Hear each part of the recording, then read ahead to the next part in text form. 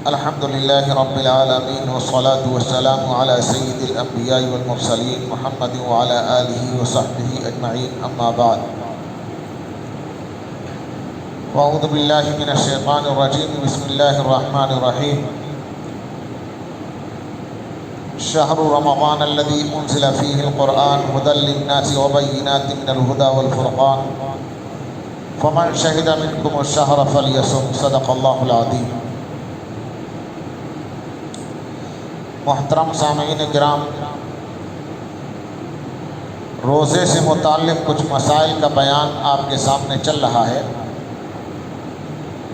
کل میں نیت کے کچھ مسائل کے اوپر گفتگو کر رہا تھا۔ آپ کے سامنے یہ بات آئی تھی کہ روزہ 6 طریقے کا ہوتا ہے نیت کے اعتبار سے۔ رمضان کے مہینے کے اندر رمضان کا آدھا روزہ رکھیں، یا اللہ کی بارگاہ میں کسی چیز کی نظر مان لی اور اس کا دن متعین کر دیا، یا اگر کوئی شخص نفل روزہ رکھتا ہے تو کل آپ کے سامنے تفصیل سے یہ بات آ چکی ہے کہ پھر آدھا دن گزرنے سے پہلے پہلے کسی وقت بھی نیت کر لی تو روزہ ہو جاتا ہے۔ اب 3 روزے اور ہیں۔ ایک ہے روزہ رمضان کی قضا کا۔ رمضان میں کسی وجہ سے آدمی روزہ نہ رکھ سکا، کوئی مجبوری تھی، بیماری تھی، بیماری کی وجہ سے روزہ نہیں رکھ سکا، یا کہیں سفر درپیش تھا، سفر میں جانے کی وجہ سے روزہ نہیں رکھ سکا، یا کچھ شکلیں ایسی ہوتی ہیں کہ آدمی روزہ رکھتا ہے لیکن روزہ رکھنے کے بعد ٹوٹ جاتا ہے۔ ان مسائل کو مستقل طور پر آپ کے سامنے بیان کیا جائے گا۔ تو رمضان کا روزہ رکھا ہو لیکن کوئی ایسی شکل پیش آ گئی ہو جس سے روزہ ٹوٹ گیا ہو اور صرف قضا واجب ہوئی ہو، تو مرض کی وجہ سے روزہ چھوڑا ہو، یا سفر کی وجہ سے روزہ چھوڑا ہو، یا کسی اور وجہ سے رمضان کے روزے کی قضا واجب ہو گئی ہو، تو سال کے 11 مہینے میں جب بھی روزے کی قضا کرے گا تو رات سے نیت کرنا ضروری ہوتا ہے۔ رات سے اگر نیت کر لی تب تو وہ رمضان کی قضا کا روزہ صحیح ہو جائے گا، اور اگر رات سے نیت نہیں کی تو رمضان کی قضا کا روزہ صحیح نہیں ہوگا، پھر وہ نفلی روزہ بن جاتا ہے۔ رات سے نیت کرنے کا مطلب یہ ہے کہ سحری کا وقت ختم ہونے سے پہلے پہلے نیت کر لے کہ میں قضا کا روزہ رکھوں گا۔ مان لیجیے رمضان کا مہینہ گزر گیا، رمضان کا مہینہ گزرنے کے بعد شوال کی 10 تاریخ کو کوئی شخص روزہ رکھتا ہے، سحری کھاتا ہے، اور سحری کھانے کے بعد میں روزے کی نیت کر لیتا ہے، تو یہ نیت کرنا ضروری ہوگا سحری کا وقت ختم ہونے سے پہلے پہلے کہ میں یہ روزہ رمضان کے چھوٹے ہوئے روزے کی قضا کے طور پر رکھ رہا ہوں۔ اگر رمضان کے چھوٹے ہوئے روزے کی قضا کی نیت نہیں کی سحری کا وقت ختم ہونے سے پہلے تو قضا روزہ نہیں ہوگا، روزہ تو اس کا ہو جائے گا لیکن وہ نفل روزہ بن جائے گا۔ تو سحری کا وقت ختم ہونے سے پہلے قضا کی نیت کرنا ضروری ہے۔ ایسے ہی اگر کسی نے نظر مان رکھی ہے لیکن دن متعین نہیں کیا، تاریخ اور ڈیٹ متعین نہیں کی، مثلا کسی شخص نے یہ کہا کہ میرا بیٹا بیمار ہے، اللہ تو نے میرے بیٹے کو شفا دے دی، صحت دے دی، تو میں 10 دن کا روزہ رکھوں گا۔ کون سے 10 دن کا روزہ رکھوں گا اس کی کوئی ڈیٹ متعین نہیں کی۔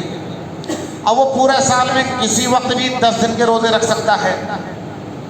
یہ جو نظر کا روزہ ہے جس میں تاریخ اور دن متعین نہیں ہوتا، اگر اس نظر کا روزہ آپ کو پورا کرنا ہے، اللہ کی بارگاہ میں جو نظر مان رکھی ہے اسے ادا کرنا ہے، تو سحری کا وقت ختم ہونے سے پہلے پہلے نیت کرنی ضروری ہوگی۔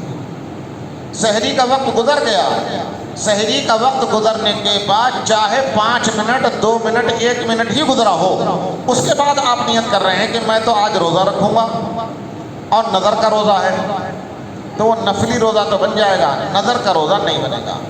نظر کا روزہ بننے کے لیے سحری کا وقت ختم ہونے سے پہلے پہلے نیت کرنی ضروری ہے۔ اسی طریقے سے کل میں آپ کو مسئلہ بتلا چکا ہوں دوبارہ پھر ذہن میں مستحضر کر لیجئے کہ نفلی روزہ رکھنا انسان کے اختیار کی مرضی کی بات ہے، چاہے رکھے چاہے نہ رکھے، رکھے گا ثواب ملے گا، نہیں رکھے گا تو کوئی گناہ نہیں ہوتا۔ جیسے میں نے کہا تھا کہ حدیث شریف کے اندر پیر کے اور جمعرات کے روزے رکھنے کی فضیلت آئی ہے کہ پیر کا اور جمعرات کا روزہ نبی اکرم صلی اللہ علیہ وسلم رکھا کرتے تھے۔ ایسے ہی ایام 20 کی بھی تاریخ کی بھی سنت، ایام 20 کے روزے رکھنے کی بھی سنت حدیث شریف کے اندر وارد ہوئی ہے۔ ایام 20 کا مطلب یہ ہوتا ہے کہ 13، 14، 15 چاند کی تاریخ کو روزہ رکھا جائے۔ چونکہ ان دنوں میں چاند بڑا ہوتا ہے اور رات میں روشنی بہت ہوتی ہے، اندھیرا ختم سا ہو جاتا ہے، سفید روشنی ہوتی ہے اور سفید رات بن جاتی ہے، اس لیے ان کو ایام 20 کہتے ہیں، اور 20 کے معنی ہی ہیں سفید، یعنی جو 3 دن زیادہ چاندنی کے زیادہ روشنی کے ہوتے ہیں ان دنوں کا روزہ رکھنا بھی حدیث شریف کے اندر آیا ہے۔ تو اگر کوئی شخص ایام 20 کے روزے رکھتا ہے تو ثواب ملے گا، نہیں رکھتا ہے تو گناہ نہیں ہوگا۔ لیکن اس کے ساتھ ساتھ کل میں نے مسئلہ عرض کیا تھا کہ کسی شخص نے اگر نفل روزہ رکھا اور نفل روزہ رکھنے کے بعد اس کو توڑ دیا تو اب اس کی قضا کرنا لازم ہو جاتا ہے۔ نہ رکھتا کوئی پریشانی کی بات نہیں تھی، گناہ نہیں ہوتا، لیکن رکھ کر کے روزے کو توڑ دیا تو روزہ رکھنے کے بعد توڑ دینے کی شکل میں اس کی قضا لازم ہو جاتی ہے۔ اب ایک نفل روزہ رکھا تھا اور ٹوٹ گیا، اب اس کی قضا کرنی ہے، تو جب بھی کبھی وہ قضا کرے گا تو سحری کا وقت ختم ہونے سے پہلے پہلے اس کے لیے نیت کرنا ضروری ہوگا کہ فلاں نفل کا روزہ جو میں نے توڑ دیا تھا اس کی قضا کی نیت کرتا ہوں۔ اگر سحری کا وقت ختم ہونے سے پہلے پہلے نیت نہیں کی، سحری کا وقت گزر گیا، چاہے 1، 2، 3 منٹ ہی گزرا ہو، تو اب نیت کرتا ہے کہ میں قضا کا روزہ رکھتا ہوں، تو نفل روزے کو توڑنے سے جو قضا لازم ہوئی تھی وہ قضا اب نہیں ہوگی، وہ خود نفلی روزہ بن جائے گا۔ ایک نیا نفل روزہ تو ہو جائے گا لیکن جو توڑا ہوا تھا اس کی قضا نہیں ہوگی۔ یہ کچھ مسائل تھے جو نیت سے متعلق تھے۔ اب روزے سے ہی متعلق کچھ مسائل اور آپ کے سامنے ذکر کر دوں، ان مسائل کو کہ جن سے روزے کے اوپر کوئی اثر نہیں پڑتا ہے۔ روزے کی حالت میں اگر کوئی آدمی بھول گیا کہ میں روزے سے ہوں، اور یہ رمضان کے شروع میں لوگوں کو پیش آتا رہتا ہے، 11 مہینے سے روزہ رکھنے کی عادت نہیں ہوتی، 11 مہینے ہر وقت کھانے پینے کا ماحول بنا رہتا ہے، جب جی میں آئے پانی پی لیا، جب جی میں آئے کوئی چیز کھا لی، لیکن اچانک جب رمضان کا مہینہ آتا ہے اور رمضان کے مہینے میں آدمی روزہ رکھتا ہے تو شروع کے دنوں میں جب تک عادت نہیں بنتی اس وقت تک ایسا ہو جاتا ہے کہ آدمی کے ذہن سے نکل جاتا ہے کہ میں روزے سے ہوں۔ فرض کیجیے رمضان کی پہلی تاریخ ہے یا دوسری تاریخ ہے یا تیسری تاریخ ہے، مہینے کے آخر میں بھی یہ شکل ہو سکتی ہے لیکن زیادہ تر شروع میں ہوتی ہے، اس لیے میں کہہ رہا ہوں۔ تو اگر پہلی تاریخ، دوسری تاریخ، تیسری تاریخ تھی اور ذہن میں نہیں رہا کہ میں روزہ ہوں، کوئی چیز سامنے کھانے کی آئی اسے اٹھا کر کے کھا لیا، پانی سامنے تھا، پیاس محسوس ہو رہی تھی، یہ ذہن میں ہی نہیں رہا کہ میں روزے سے ہوں، بالکل بھول گیا، پانی اٹھا کر کے پی لیا، پانی پینے کے بعد یا کوئی چیز کھانے کے بعد یاد آیا کہ میں تو روزے سے تھا، تو بھول کر کے کھا لیا یا بھول کر کے پی لیا تو اس سے روزے پر کوئی اثر نہیں پڑتا۔ نبی اکرم صلی اللہ علیہ وسلم نے فرمایا رفع عن امتی الخطأ والنسیان، کہ اللہ تبارک و تعالیٰ نے میری امت سے بھول کا گناہ اٹھا دیا ہے، ختم کر دیا ہے۔ بھول چوک انسان کے ساتھ لگی رہتی ہے، تو بھولنے کی وجہ سے اگر کوئی روزے کی حالت میں کھا پی چکا ہے تو اس کے روزے پر کوئی اثر نہیں پڑے گا، بلکہ نبی اکرم صلی اللہ علیہ وسلم نے تو یہاں تک فرمایا ہے کہ هو اللہ اطعمہ و اسقاہ، کہ اللہ تبارک و تعالیٰ نے اسے کھلایا اسے پلایا، تمہیں کوئی پریشانی نہیں۔ اگر اللہ تبارک و تعالیٰ اسے بھلا کر کے ذہن سے اوجھل کر کے کھلا پلا رہے ہیں، تم اس کے روزے کے پیچھے کیوں پڑے ہو؟ اللہ تبارک و تعالیٰ کو بغیر کھلائے پلائے روزہ رکھوانا ہوتا تو اسے یاد رکھتے، لیکن بھلا دیا پہلے اور اس نے کھا لیا۔ تو بھول کر کھانے پینے سے کوئی فرق نہیں پڑتا ہے اور روزہ ہو جاتا ہے۔ اگرچہ میں ان چیزوں کو بیان کر رہا ہوں کہ جن سے روزے کے اوپر کوئی اثر نہیں پڑتا، جن سے روزہ ٹوٹ جاتا ہے، اس کی دو شکلیں ہوتی ہیں کہ روزہ ٹوٹ گیا صرف اس دن کی قضا کرنی ہے، اور ایک شکل اور ہوتی ہے کہ روزہ ٹوٹ جائے تو قضا بھی کرنی ہے، اس کے علاوہ کفارے کے 60 روزے اور رکھنے ہیں۔ ان کو میں بعد میں بیان کروں گا، لیکن یہیں پر ایک بات میں بتلا دوں۔ ایک ہے بھول جانا، بھولنے کا مطلب یہ ہوتا ہے کہ یاد ہی نہیں ہے کہ میں روزے سے ہوں، اور ایک ہوتا ہے خطا ہو جانا، غلطی ہو جانا۔ اس کا مطلب یہ ہوتا ہے کہ روزہ تو یاد ہے، روزہ یاد ہے، لیکن غلطی ہو گئی کہ غلطی کی وجہ سے کوئی چیز پیٹ میں چلی گئی۔ مثلاً وضو کرنے بیٹھے، وضو کرنے میں کلی کر رہے تھے، یاد تھا کہ روزہ ہے، لیکن بہت زیادہ پانی چلو میں لے کر کے منہ میں لیا، زیادہ پانی منہ میں لینے کی وجہ سے جھٹکا لگا، کچھ بھی ہوا، کلی کا پانی پیٹ میں اندر چلا گیا۔ پانی پینے کا ارادہ قطعاً نہیں تھا، بالکل دور تک ارادہ نہیں تھا کہ پانی پی لیں، لیکن کلی کرتے ہوئے غلطی سے پیٹ کے اندر پانی چلا گیا تو روزہ ٹوٹ جاتا ہے، لیکن صرف ایک دن کی اسی روزے کی بعد میں قضا کرنی پڑے گی، کفارہ نہیں دینا پڑے گا۔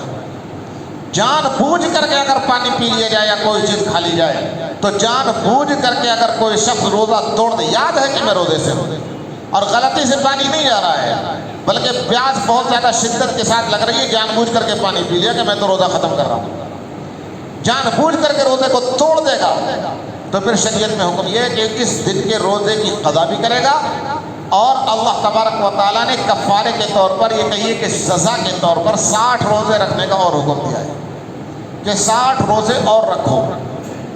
میں کفارے کو تفصیل سے بیان کروں گا کسی دن۔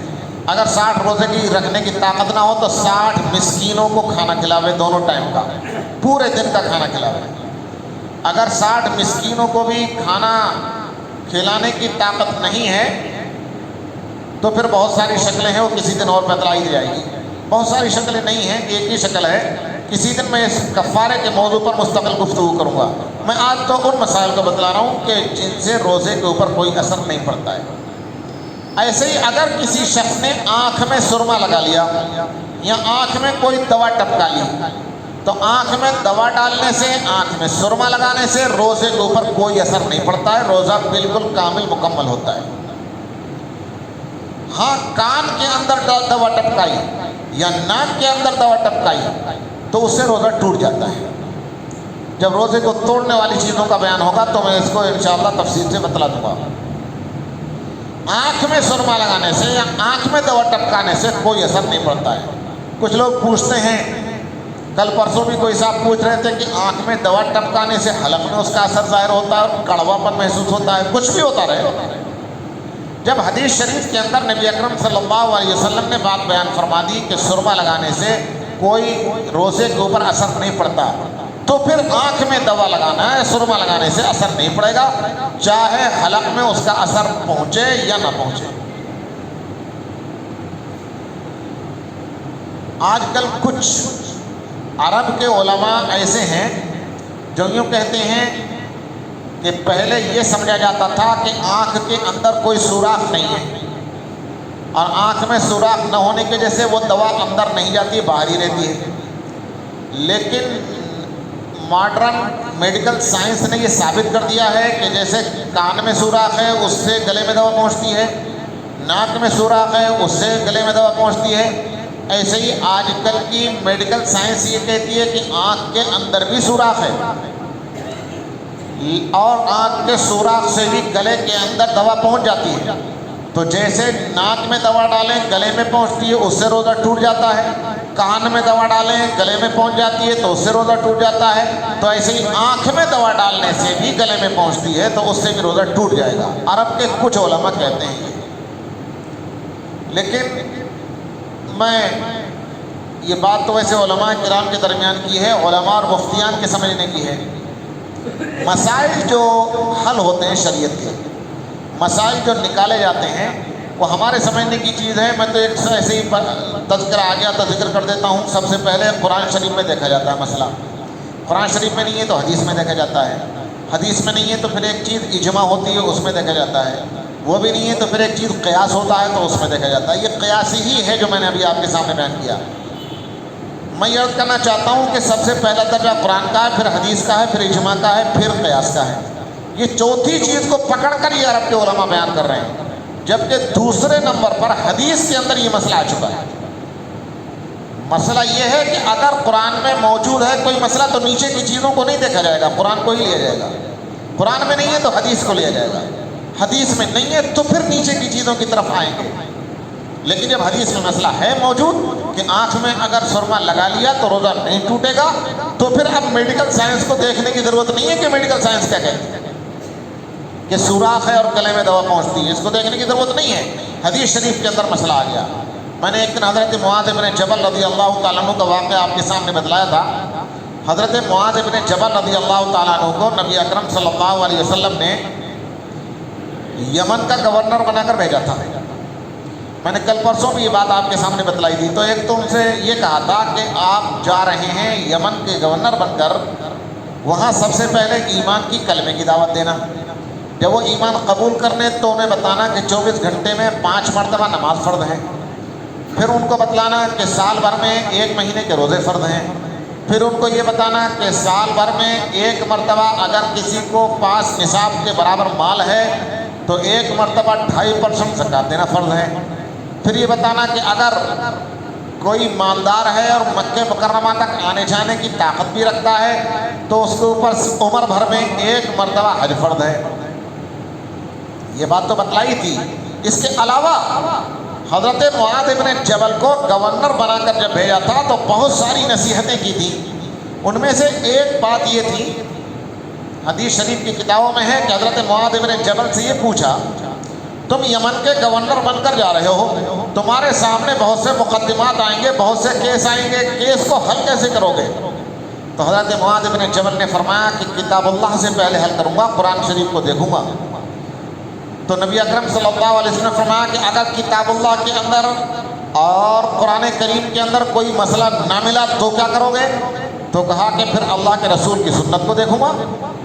تو کہا کہ اگر کوئی مسئلہ آپ کے سامنے ایسا آیا جو کتاب اللہ میں بھی نہیں ہے اور مجھ سے بھی تم نے وہ مسئلہ نہیں سنا ہے، اللہ کی کتاب میں قرآن کریم میں بھی نہ ملے اور سنت رسول کے اندر بھی نہ ملے، تو پھر کیا کرو گے؟ تو کہا پھر تو اپنے دماغ سے اور اپنی عقل سے، اپنی رائے سے غور و خوض کروں گا، پوری محنت کروں گا، مکمل محنت کر کے جو دل میں بات آئے گی اور جو دماغ میں بات آئے گی، جو مسئلہ سمجھوں گا اس کو بیان کروں گا۔ اس حدیث سے بات معلوم ہوتی ہے کہ سب سے پہلے اللہ کے کلام کا اور قرآن کریم کا نمبر ہے۔ دوسرے نمبر پر حضرت معاذ بن جبل نے فرمایا کہ سنت رسول اللہ کو دیکھوں گا تو اس کا نمبر ہے۔ اس کے بعد نمبر آتا ہے اجماع کا یا قیاس کا۔ تیسرے اور چوتھے نمبر پر وہ چیزیں ہیں۔ جب یہ بات حضرت معاذ بن جبل رضی اللہ تعالیٰ نے فرمائی کہ سب سے پہلے میں کتاب اللہ کو دیکھوں گا، اللہ کی کتاب کو، قرآن کریم کو، دوسرے نمبر پر حدیث کو دیکھوں گا، اس کے بعد اگر مسئلہ نہ ملا تو پھر اپنی رائے اور اپنی عقل سے غور و فکر کروں گا، تو اس پر نبی اکرم صلی اللہ علیہ وسلم نے منع نہیں فرمایا بلکہ تعریف کی۔